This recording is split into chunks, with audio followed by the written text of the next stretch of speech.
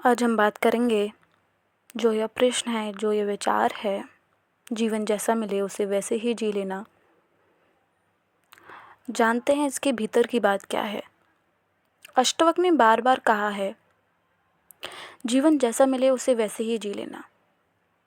अष्टवक गीता की ये बात है, ये विचार है जो ओशो अपने विचारों में, अपनी बातों में समझाते हुए कहते हैं कि प्रभु ने, ईश्वर ने, परमात्मा ने हमें जो जीवन दान दिया है उसके लिए हमेशा हमें थैंकफुल रहना चाहिए। हमें उसको परम स्वीकार तरीके से स्वीकार करना चाहिए कि थैंक गॉड, थैंक यू भगवान कि आपने हमें ये परम जीवन दान दिया। पर हम ऐसा नहीं करते।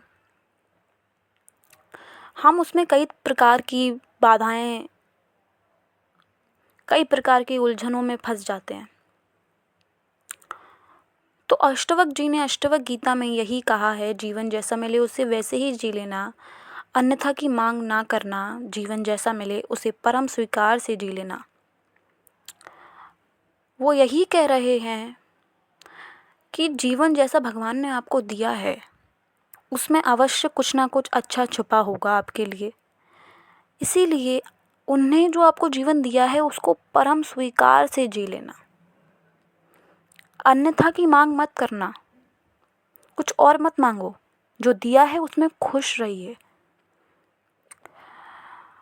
प्रभु ने जो दिया है उसमें राज होगा, प्रभु ने जो दिया है उसमें प्रयोजन होगा, उसमें कुछ आपके लिए बेनिफिट छुपा होगा। भगवान, परमात्मा, ईश्वर कभी भी किसी व्यक्ति को अगर कुछ दे रहे हैं तो अवश्य उसके पीछे कोई ना कोई बात, कोई ना कोई राज ज़रूर छुपा होगा। ये अष्टवक गीता की बात है कि भगवान ने जो आपको दिया है उसको परम सौभाग्य के साथ आप स्वीकार करें, उसका मान रखें। अवश्य उसमें कुछ ना कुछ छुपा होगा आपके लिए, जो आपके भले के लिए होगा, आपके अच्छे के लिए होगा। तुम्हें बदलने का कोई उपाय छिपा होगा उसमें, जिससे तुम और अच्छे व्यक्ति, अच्छे मनुष्य बन पाओ।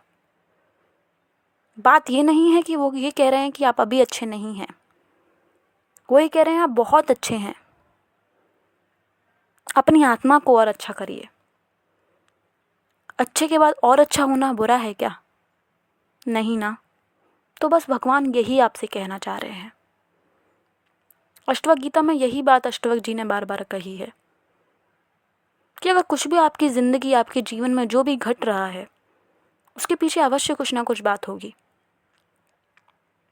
तो उसको सोचकर परेशान मत होइए।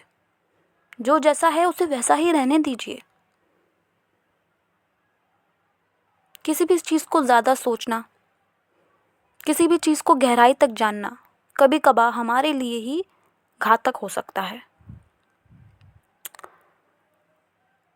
इसीलिए कुछ चीज़ों को छोड़ देना चाहिए।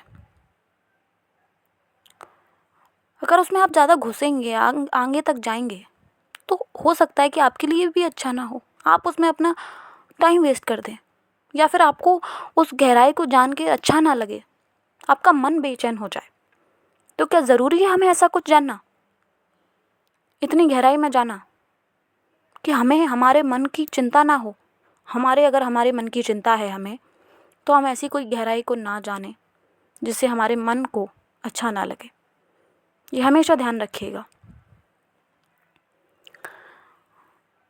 अब आगे देखते हैं। तो कहते हैं वो कि दुख दिया है तो तुम्हें निखारने के लिए दिया होगा। भगवान ने अगर आपको दुख दिया है तो अवश्य उसके पीछे भी एक बड़ा कारण होगा। आपको निखारने के लिए दिया है, आपको संभलने के लिए दिया है, जिससे आप अच्छे इंसान बन पाएं।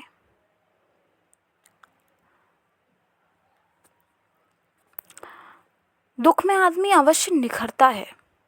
वो अपनी कमियां जान लेता है कि हम में क्या कमी है, और उस कमियों पे वो काम करता है, तो वो बहुत अच्छा आदमी बनता है, बहुत अच्छा।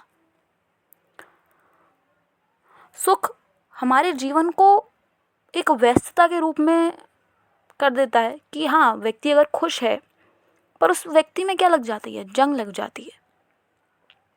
वो खुश तो अवश्य है, पर कैसी वो खुशी जिसमें उसकी आत्मा खुश नहीं है।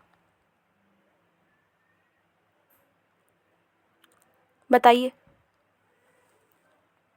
आप खुद सोचिए, अगर कोई व्यक्ति विदाउट एनी संघर्ष, बिना किसी कंपटीशन के कोई एग्ज़ाम को कोई हासिल करता है, कोई जीतता है, कोई मार्क्स अच्छे ले आता है, तो क्या उसकी मान्यता होगी?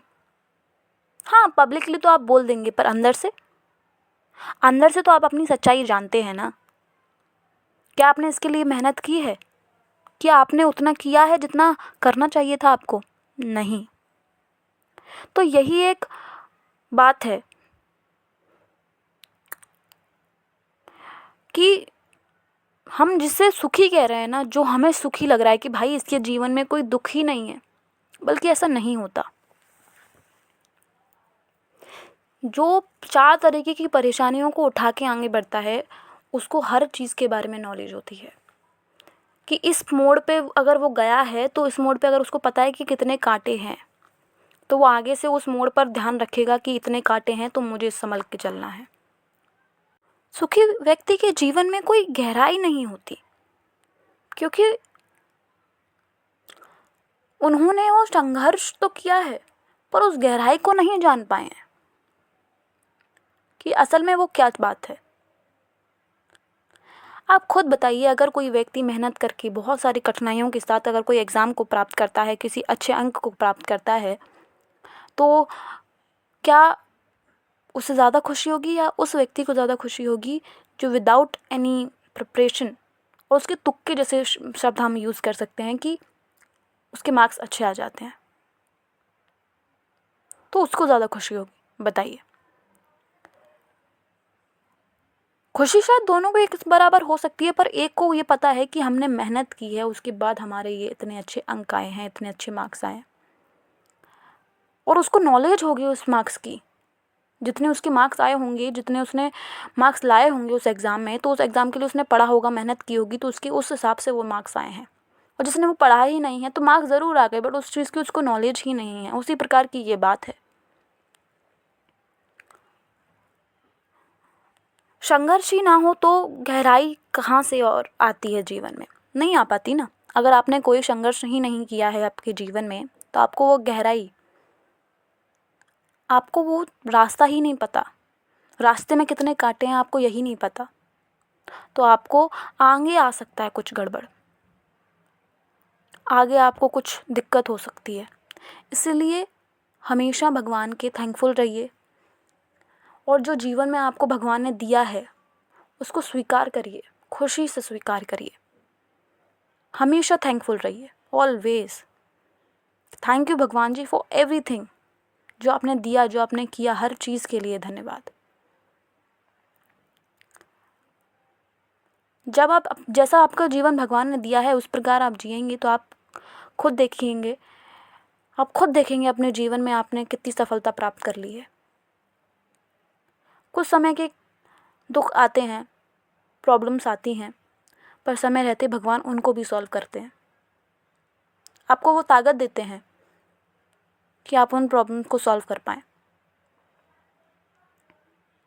और उससे आगे देखिए आप कि आप कितने बेहतर आदमी बनते हैं, बेहतर इंसान बनते हैं। तो जीवन जैसा है उसे वैसे ही जी लेना। धन्यवाद।